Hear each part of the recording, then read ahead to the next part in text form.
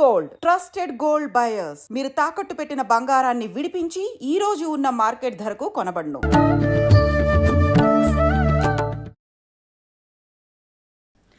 నమస్కారం, welcome to I dream. ధర్మ మార్గం విత్ విజిత కార్యక్రమానికి స్వాగతం. ప్రస్తుతం మనతో పాటు ఉన్నారు ప్రముఖ ఆధ్యాత్మికవేత్త, శ్రీ విద్యా ఉపాసకులు, ఎంతో మందికి మంత్రోపదేశం చేసిన గురువుగారు. ఆయన మంత్రోపదేశం కోసం, ఆయన ఉపాసన శిక్షణ ఇవ్వడం కోసం ఎంతో మంది ఎదురు చూస్తూ ఉంటారు. ఇప్పటికీ ఎంతో మందికి ఆయన ఇప్పటికే మంత్రదీక్షను ఇవ్వటం జరిగింది. ఇప్పుడు వారితో మాట్లాడి మనం మంచి మంచి విషయాలు తెలుసుకునే ప్రయత్నం చేద్దాం. వారే గురు కరుణామయ్య గారు. ఇప్పుడు వారితో మాట్లాడిద్దాం. నమస్కారం గురుగారు. నమస్కారం. బాగున్నారా? బాగున్నాను. మీరు ఎలా ఉన్నారు? అమ్మదే వల్ల బ్రహ్మాండంగా ఉంది. అంతే, మీరు ఆ మాట అనగానే మళ్ళీ జోస్ వచ్చేస్తుంది. గురుగారు, పండగలు నిజంగా పండగలు అంటే అదొక గొప్ప పర్వదినం మనందరికీ కూడా. ఒకప్పటి కాలంతో పోలిస్తే ఇప్పుడు పండుగలు అసలు పండగల్లా జరగట్లేదేమో అని అనిపిస్తుంది. నిజంగా ఒకప్పుడు పండుగలు అంటే మా చిన్నతనంలో అమ్మమ్మలు, తాతయ్యలు, పెద్దవాళ్ళందరూ ఉండి ఆ స్నానం చేసే విధానం దగ్గర నుంచి, వంటలు చేసుకునే దగ్గర నుంచి ప్రతి ఒక్కటి, దీపారాధన కానివ్వండి, ఆలయానికి వెళ్ళటము, కొత్త వస్త్రాలు ధరించటము, ప్రతి ఒక్కటి చాలా ఆనందంగా ఉండేది. ఎందుకంటే అందరితో కలిసిమెలిసి ఉండేది కాబట్టి. కానీ ఇప్పుడు అలా కాదు. పండగ అనంటే ఏదో నచ్చింది వండుకున్నామా, లేదంటే ఆ రోజు కూడా ఆర్డర్ పెట్టుకునే వాళ్ళు చాలా మంది ఉన్నారు. కాసేపు ఏదో వెళ్ళాలి కాబట్టి పండగన ఆలయంకి వెళ్ళొచ్చామా, ఈ పోకడకి వెళ్ళిపోయింది. అయితే ఇప్పుడు మనకు ఉగాది రాబోతోంది, నూతన సంవత్సరం మన తెలుగు వారందరికీ కూడా.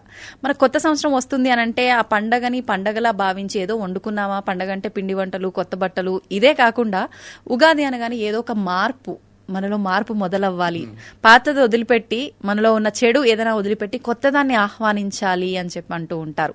ఏ రకంగా ఉండాలి అసలు ఈ ఉగాదిని మనం ఎలా ఆహ్వానించాలి, ఆ రోజు ఆచరించాల్సిన విధి విధానాలేంటి? ఇంకో 10 రోజుల్లో వస్తుందా? 30వ తారీఖు ఉగాది, విశ్వావసునామ సంవత్సరం. దాని గురించి ఇప్పుడు మాట్లాడకూడదు. శాస్త్ర ప్రకారం ఉగాది రోజునే మాట్లాడాలి. కాకపోతే ప్రతి సంవత్సరం ఎన్ని పండగల్లో మా అమ్మగారు మాకు చేసేది ఏంటంటే పొద్దున్నే లేవాలి, సూర్యోదయం ముందరే లేచి అభ్యంగన స్నానం అంటే తలకి నూనె పెట్టుకుని ఒళ్ళంతా నూనె రాసుకోవాలి. ఈ నూనె రాసుకున్నందువల్ల రాసేటప్పుడు ఇలా రాసేది మా అమ్మ.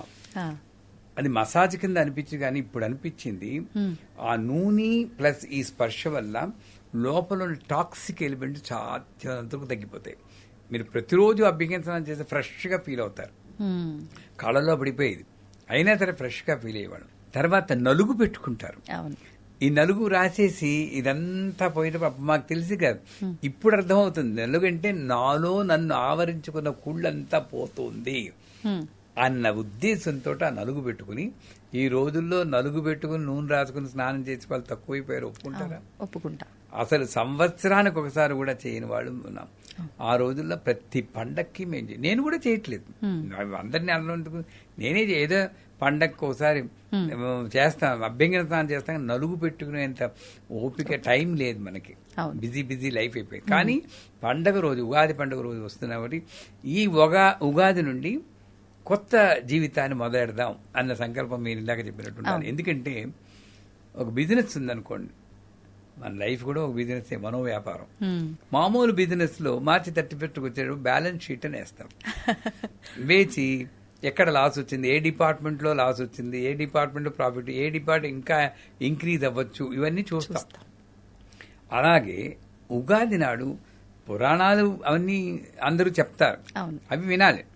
కానీ వాటిని మన జీవితంలోకి బ్రహ్మ ఈ రోజే సృష్టి మొదలెట్టారు అవన్నీ పక్కన పెట్టండి, విని మామూలుగా హృదయంగా ఉంటుంది. కానీ ఎలాగైతే ఒక బిజినెస్ లో నేను బ్యాలెన్స్ షీట్ చేసుకుంటానో, ఈ రోజు వెనక్కి తిరిగి చూసుకుని గత సంవత్సరం అంటే క్రోధినామ, ఈ రోజు అంటే ఆ రోజు చెప్తున్నాను, క్రోధినామ సంవత్సరంలో నేను ఎలా బిహేవ్ చేశాను, దానివల్ల ఏమి అనుభవించాను, ఈ సంవత్సరం నాకు అలాగ బిహేవ్ చేయాలి, ఇలా బిహేవ్ చేయకూడదు, ప్లస్ మైనస్ 2 నిర్ణయం తీసుకోవాలి. కానీ నేనేం చేస్తున్నాను, వెనకటి మర్చిపోయి మళ్ళీ ఆదాయ వ్యయాలు, రాజభోజ అవమానాలు, కందాయ ఫలాన్ని ముందుదే ఊహిస్తున్నాను. ఇక వర్తమానం ఎగిరిపోయింది, అన్నీ ఎగిరిపోతున్నాయి. నేను అనేది ఏంటంటే, నేను చేసుకున్న కర్మే నేను అనుభవిస్తున్నాను. కర్మ నేను తగ్గించుకోగలను కానీ పూర్తిగా వైప్ అవుట్ చేయలేను. అంటే ఉగాది నాడు మొట్టమొదటి అభ్యంగన స్నానం చేశాక ఉగాది పచ్చడి అని ఒకటి తయారు చేస్తారు. అవును. మన తెలుగు వాళ్ళల్లో, మన హిందువుల్లో పర్టికులర్గా తెలుగు వాళ్ళలో ఉన్న గొప్పతనం అంటే ఈ పచ్చడి మన దీంట్లోనే ఉంది, మిగతా వాళ్ళకి ఎక్కువగా లేదని అనుకుంటున్నాను. అవును. ఆ ఉగాది పచ్చడి కాకపోతే అది కూడా మళ్ళీ ప్రాబ్లం తెస్తుంది మనకి. ఉగాది పచ్చడి ఏం చేస్తున్నారు, దాంట్లో వేప పువ్వు, అరటిపండు, చెరుకు ముక్కలు, బెల్లము, చింతపండు, కొత్త చింతపండు అన్ని వేసి చేస్తారు. అవును. కర్మగాలి వీడు వేప చిగురు ముందు తగిలింది అనుకోండి, అమ్మో చేదొచ్చేసింది, జీవితం అంతా అయిపోయింది అనుకుంటున్నారు. అవును. ఆ సెంటిమెంట్, మూఢనమ్మకం వదిలేయాల్సింది. అది మూఢనమ్మకమే. ఓకే. ఎందుకంటే ఇది నీ జీవితాన్ని గ్యాంబుల్ చేయకూడదు. ఇది గ్యాంబ్లింగ్. ఫ్యామిలీ. ఎవరో చేస్తారండి, మీరు చేయరండి. ఎవరో వంట మనిషి చేస్తారో, ఇంకోటి ఎవరు చేస్తారు, మీ అక్కయ్య చేస్తారు, అమ్మాయి చేస్తారు. వాళ్ళు వేసేటప్పుడు ఏ పాళ్ళలో కలిసారో మీకేం తెలియదు. మన కర్మగాలి అది వచ్చింది, గ్యాంబ్లింగ్ లో వచ్చింది. అవును. నీకు అంతకీ అలాంటి సెంటిమెంట్ ఉంటే ముందే వెళ్ళి అమ్మ చెరుకు ముక్కలు, బెల్లం ముక్కలు కాస్త ఎక్కువ వేయదల్లి ముందు నాకు తీపి రావాలనుకుంటే కొంతవరకు పర్వాలేదు. కానీ నేను ఆ ఉగాది పచ్చడి వెనకాతలు ఉన్న రహస్యం నేను తెలుసుకోలేకపోతున్నాను. I'm mentally getting prepared to see the 6 రుచుల్లాగా, 6 రుచుల్లాగా, 6 టేస్ట్ లాగా నా జీవితంలో ఎటువంటి అనుభవాలు వచ్చినా నేను రెడీగా ఉన్నాను. ఇన్వైట్ చేయను కానీ యాక్సెప్ట్ చేస్తున్నా. ఇన్విటేషన్ ఇస్ డిఫరెంట్, యాక్సెప్ట్ చేస్తున్నా. అంచేతే భగవంతుని తలుచుకుని కృష్ణార్పణం అనుకుని ఆ ఉగాది పచ్చడి. అక్కడ టేస్ట్ కూడా మీరు చూడడానికి వీల్లేదు అసలు. ఎలాగైతే షడ్రుచులు ఇది ఇంట్లో ఉందో నా జీవితంలో తిరుగుతుంటాయి. కాకపోతే పంచాంగ శ్రవణం అని చేస్తారు. పంచాంగ తేదీ వార నక్షత్రాలతో కూడుకుని వాళ్ళు లెక్కలు కడతారు.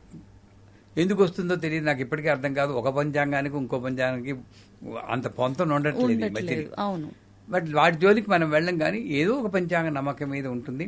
ఆ పంచాంగం తీసుకుంటే దాంట్లో ముందు నేను చూడాల్సింది ఏమిటంటే దేశానికి ఏమవుతుంది, రాజెవడు, మంత్రి ఎవడు, సత్యపాలకుడు ఎవడు, అంటే నాకేంటి నా ఓన్ పర్సనల్ కన్నా కూడా నేను దేశాన్ని గురించి ఆలోచించాలని పంచాంగం చెప్తుంది.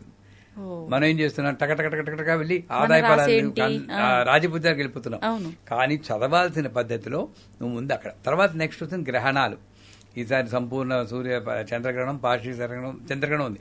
ఆ గ్రహణం ఎప్పుడు వస్తుందో ఆధ్యాత్మిక జీవితంలో ఉన్నవాడిని తెలుసుకుని, ఎందుకంటే గ్రహణ సమయంలో మంత్రజపం చేస్తే లక్షలు అవుతుందంటారు. అది నదీ ప్రాంతంలో, ఒక నది అయినా సరే, మేము అమెరికాలో ఉన్నప్పుడు సముద్రం దగ్గరికి వెళ్ళిపోయేవాళ్ళం, అక్కడ కూర్చుని జపం చేసేవాళ్ళం. ఏది మనకి ఇప్పుడు ఈ హైదరాబాద్ లో ఏముంటుంది, నదులు, మూసీ నది ఒకటే ఉంది, అక్కడ కూర్చున్నా కష్టం. ఇప్పుడు బాగుందో లేదో తెలియదు, కానీ ఎలా ఉందో నాకు తెలియదు. వీలు కానప్పుడు ఒక బకెట్ నీళ్ళైనా పెట్టుకోమంటుంది దగ్గర, అలా పెట్టుకుని చేయమంటుంది గ్రహణ సమయంలో. అందువల్ల గ్రహణ సమయాలు ఎలా ఉన్నాయో చూసుకోవాలి. చూసుకున్న తర్వాత అప్పుడు ఈ రాజ్యపూజ అవమానాలు, అందాయపాలనకి వెళ్ళారు.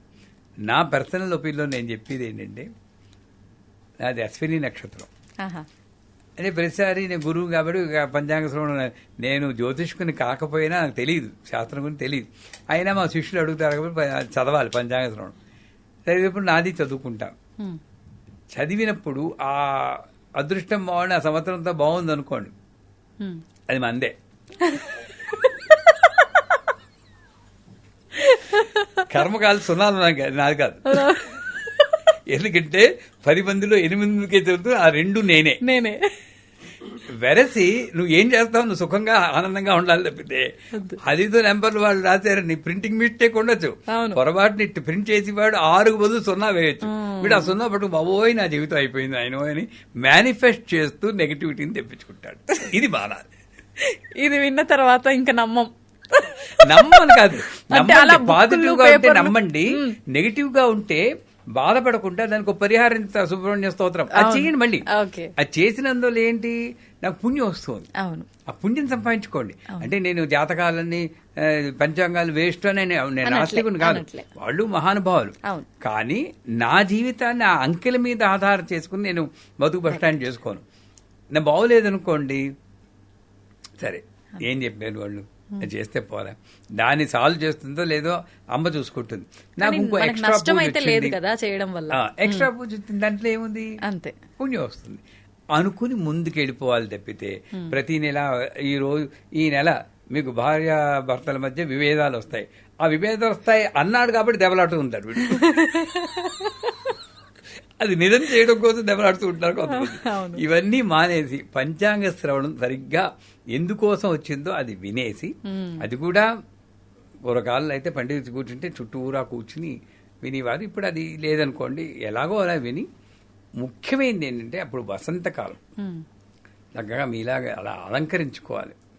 ఎప్పుడు అలాగే ఉండాలి. ఆ రోజైనా కనీసం అలంకరించుకుని ఒకసారి ఈ జీవితం అంతా నేను ఆనందంగానే ఉంటాను ఎలా ఉన్నా సరే అని చెప్పి, వసంతకాలంలో కొత్త చిగుళ్ళు, వేప చిగుళ్ళు, కొత్త మామిడి చాలా బాగుంటుంది, నాకు చాలా ఇష్టం. అలాగ నాలో కొత్త భావాల్లో ఒక నూతన ఉత్సాహం రావాలి. సంగీతము, సాహిత్యము, నాట్యము, లలిత కళలందు ప్రవేశం ఉన్న వాళ్ళు ఆ కళల్ని మనం ఒక్కసారి ఉపాసన చేసుకోవాలి. చేసుకుని పాట పాడు మన ట్రెడిషనల్ డ్రెస్లో ఉండాలి. ఆడపిల్లలు లంగా ఓణీలు వేసుకోవాలి, పరికిణీ జాకెట్ వేసుకోవాలి, పెద్దవాళ్ళు చీర కట్టుకోవాలి. ఆ ట్రెడిషన్ కనీసం ఉగాది రోజైనా పాటిద్దాం. నిజంగా అలంకరణ ఇది బోసిగా ఉండకూడదు, ఇది బోసిగా ఉండకూడదు, ఇది బోసిగా ఉండకూడదు. కాళ్ళకి పట్టీలు పెట్టుకోవాలి. ఒక్కరోజైనా పాటిస్తే, ఆ సంవత్సరం అంతా పాటిస్తే మరీ మంచిది. ఒక్కరోజైనా ఉగాది కాబట్టి అది పాటిస్తే ఆ దాంట్లో ఉన్న ఎనర్జీ ఒక్కసారి అనుభవిస్తే ఏమో అదృష్టవతి మళ్ళీ మార్పు రావచ్చేమో చెప్పలేం. ఇంకొక ముఖ్యం ఏంటంటే సాత్విక చింతనకి, వసంతకాలం అంటే సాత్విక చింతనకి. ఈ వసంత నవరాత్రులను మేము మా పీఠంలో చేస్తాం. గుప్త నవరాత్రులు 4 ఉన్నాయి. 30వ తారీఖు నుండి ఏప్రిల్ 7 వరకు వసంత నవరాత్రులను చేస్తాం. లలిత నవరాత్రులు అంటాం. లలిత అంటేనే లాలిత్యం. అంచేత ఈ ఉగాది నుండి వచ్చేటటువంటి కనీసం 10 రోజుల పాటు మనం కష్టమేం చెప్తున్నాను, ఎవరి మీద అరవకూడదు, కోప్పడకూడదు. చాలా కష్టం, మామూలు కష్టం కాదు. అదో నిర్ణయం తీసుకోవాలి. ఏ కారణం చేత మళ్ళీ అరిచినప్పుడు మనం రీజన్ ఇస్తాం. అవును ఎవరిని చేస్తారు, శాంతంగానే ఉంటాను, అలా చేస్తే ఎవరికైనా కోపం వస్తుంది. అది ఏ కారణం చేత అరవకూడదు, సున్నితంగా ఉండాలి. ఎంత కోపం వచ్చినా ఏదో సినిమాలో చెప్తాడు, నవ్వుతూ ఉంటాడు వాడు, చిట్కలేస్తుంటారు. కంట్రోల్ ఎలాగో ఒకలాగా నువ్వు అరవకుండా ఉండాలి, సున్నితంగా ఉండాలి, సాత్విక చింతనతో ఉండాలి. ఇది నిజం అండి, జోకులా చెప్పుకున్నా కూడా ఆ రోజంతా 10 రోజుల పాటు నవరాత్రుల పాటు అయినా మనం బ్యాలెన్స్ చేయగలిగితే కొంతసేపటికి అదలా ఫ్లో అయ్యి సంవత్సరం అంతా కూడా మనం ఏం చేస్తాం. అందుకే సర్వానందంకే శాసన అని లలితా శాసనం చెప్తారు. ఆ గ్రహగతులు ఎలా ఉన్నా సరే ఈ నడవడిక వల్ల ఆ గ్రహ ప్రభావం చాలా వరకు తగ్గిపోతుంది. పూర్తిగా పోకపోవచ్చు, చాలా వరకు తగ్గిపోతుంది. అంచేత ఉగాది అన్న పండక్కి పూర్తి అర్థాన్ని మనం తెలుసుకుని రాబోయే ఉగాదికి ఈ మార్పులు మనం తెచ్చుకోవాలి. చెట్లు మార్పులు తెచ్చుకుంటున్నాయి, అవునా కదా, ప్రదేశాలు మార్పు తెచ్చుకుంటున్నాయి. ఇక్కడ ఎందుకు జడంలా అదే శరీరం, అదే భావన. ఎన్ని ఉగాదులు చూసిందండి నిజంగానే, చాలా. ఏ మార్పు లేకపోతే ఇంకా ఉగాది ఏంటి, మామూలు రోజే అది. అదే పచ్చడి తినడానికి కోసం ఉగాది కాదు, మార్పు తెచ్చుకోవడం కోసం ఉగాది అనుకుంటే నిజమైన ఉగాదిని మనం అనుభవిస్తాం. సూపర్ గురుగారు, నిజంగా చాలా చక్కగా. అంటే ప్రతి ఒక్కరు చెప్తూ ఉంటారు, కానీ మీరు చెప్పే విధానం మామూలుగానే అందరికన్నా కొత్తగా డిఫరెంట్ గా ఉంటుంది. ఉగాది టాపిక్ మాత్రం నిజంగా ఎక్సలెంట్, చాలా మంచి విషయాలు తెలియజేశారు. ధన్యవాదాలు.